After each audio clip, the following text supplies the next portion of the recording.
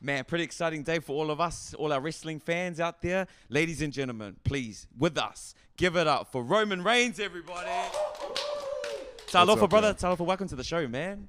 Thanks for having me, y'all. How y'all doing? Yeah, good, man. So first of all, congratulations. The draft just happened within wrestling, and you made it to Raw. Is that where you wanted to be? Is that? Yeah, for me, I just feel like through the history of WWE and our programming, Raw has just been, the focal point, and I'm proud to be on Team Red. So yeah, I mean, if you've ever wanted to be a WWE superstar, you've pictured yourself on a live Raw stage. So for me, I'm proud to be there. I'm happy to be there. Hopefully, continue to represent. We're kind of like there's a few of us that we call ourselves on the purple side because we're kind of jumping back and forth to cover stuff. But once we go full red and blue, I'm looking forward to competing, and you can see the ratings and just the different types of things that are going to happen between the two different shows. And I think if we can compete, it'll just help business. So yeah, I think it's all good, man. That's cool. Roman, I don't think you realize the kind of trouble, the chaos that you created today.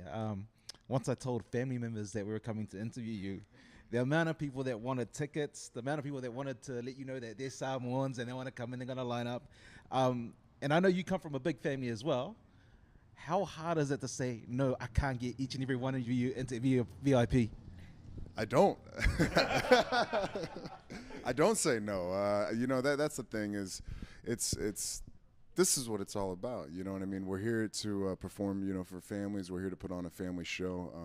And if that's what we can do, put those smiles on our families' faces, that's the main goal. Especially when I go to California, my comps are just crazy. I think our family has literally set the comp record.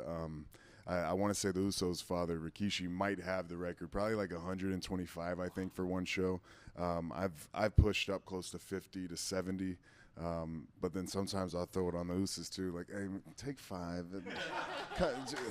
You know what I mean? I'm pushing it. This is like 3 weeks in a row here, so it's always good. But sometimes you can't say no to family. Obviously, you've got a huge following, and the fans go crazy for WWE. Craziest fan you've come across? That's a good question. There's so many because you really see them everywhere. And sometimes it's through their actions, but sometimes it's just through their consistency. You know what I mean? You'll see them in different towns. You'll see them in baggage claim, waiting.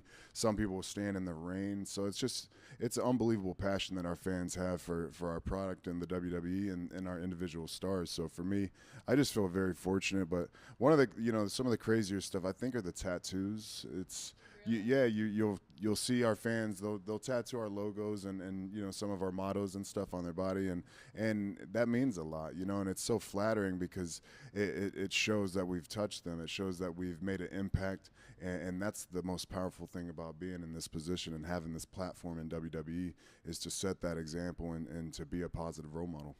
What about the butt clincher? That fan that tell us about that fan that I almost brought that up. Yeah, too. yeah.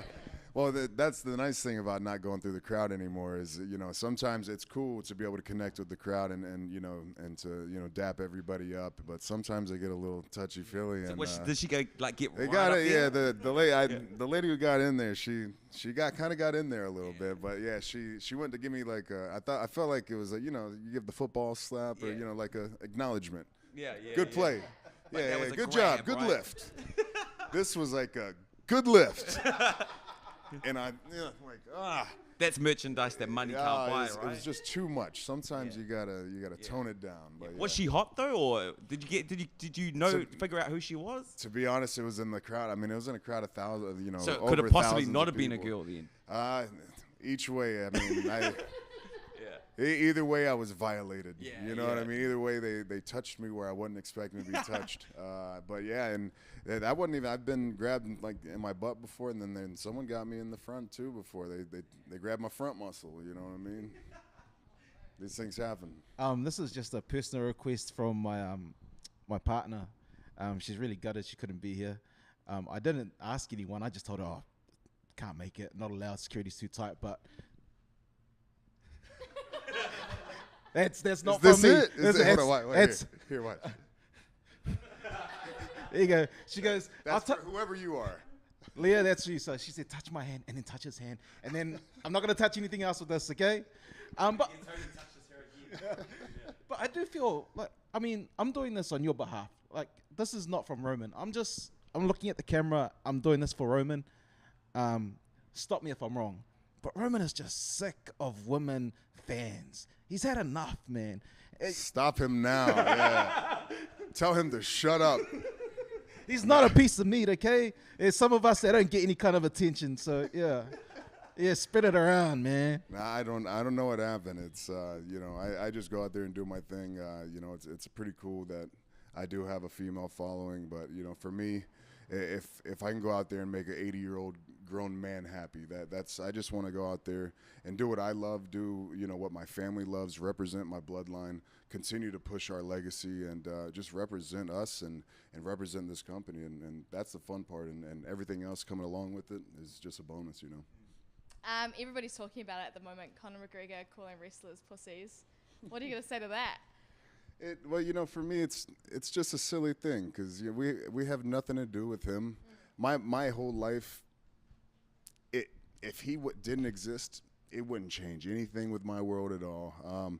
And one thing I've always learned, and this is kind of the generation we live in, is, and the kid can fight. There's no doubt about it. He's a trained martial artist. But he runs his mouth a lot, and we just come from a world now that everybody learns how to run their mouth before they can defend it. So, you can come up in my locker room if you want. Yeah. Please, Mickey. Ain't no telling if you're gonna leave, though, my dog. Being a Samoan, when you see like stuff like the UFC and obviously the fight with Mark Hunt that recently just happened as well. Like, do you find it hard to like split, who you're going for when you've got like a wrestling partner there, and then you've got Mark Hunt, a Samoan? Nah, there wasn't no split. Oh, really? I was going for the Oos, yeah. Yeah, nice. Forget Brock, you know what I mean? I like Brock, you know what I mean? He's a co-worker and all that, but if there's an Uso in the ring or in the octagon, I'm rooting for him. Team no Samoan. Doubt. Yes, sir. Yes, sir. Okay, now, like, how do I get a body like that? Like, I mean, I'm Samoan, but people like mistake me sometimes for Mexican, but I'm never like, it's sometimes a real hard sell to tell people that I'm Samoan sometimes. We're both Samoan, so he's asking this on the behalf of both of us, okay? Like, how do we look like that? Like, we see you, we see the Usos, we see, The Rock. It's like, how do we get what are you lifting? Yeah. Hard out. Like, we're all trying to wear black to look slim. You see what happened here? Yeah, we're coordinated right here. Yeah. For me, I think everybody's different. Everybody's body's different. Everybody's genetics are different. And I can only speak for me and the Usos. We played sports our whole lives. We started weightlifting at 13 years old. I've been a gym rat my whole life, and just playing football from high school to college to just a hiccup in the pros. I spent a lot of time on the platform, a lot of time on the squat rack. So it's really just that consistency thing, and it's revolutions. So we have to turn up to the gym. You got to just do it every day, man. Because I heard, I watched this interview the other day, and you were eating like 4 pizzas, you said in one interview. You went out on tour, and you could like down 4 pizzas. But then you still ripped, man. I don't know about this pizza thing, but yeah, well, I mean, you got to look at it too as, if you look at it like an 80-20, you 80% of the time you're doing your thing, or even if you want to bump it up to 85-15, and then 20% of the time, relax, don't worry, don't stress about it. If you can stay strict with the majority of your week or the month, then you're going to be all right. And especially if you're active, if you're doing functional stuff, if you're getting out there and sweating, that's the key. Yeah, next time you come. Yeah, well, I already hit the gym. As soon as we landed, we got to the gym, so I missed you, but next time. Rain check. I don't know if you've heard of this old school wrestler, but I kind of ran my mouth because I thought I'd never bump into him because he's based in Japan. But now he's coming to New Zealand, and he's been sending out all these threats about how he's going to catch up with me. Have you heard of a guy called King Haku? Is he any good? Is he? You had trouble with him? Yeah. This is legit. He told me he's gonna rip my head off, and I was like, "Ha! Who are you, old man?" Oh yeah, I don't. You never heard the stories, huh? Nah. Haku's one of the toughest dudes of all time. I mean, legit. I mean, he was a sumo in Japan. He wrestled strong style over in Japan, and then he came to America, and he was able to evolve into the sports entertainment, the performance part of it. But that's a tough dude, man. I was kind of hoping that you would like laugh and go, yeah, nah, I never heard of him. Well, I can give you this. If you know him and if you meet him, he's the kindest I mean, he'll give you his shirt off his back. He's the kindest soul you'll ever meet. But if you piss him off. Yeah, okay. All right. Yeah. No chance. He's got no chance.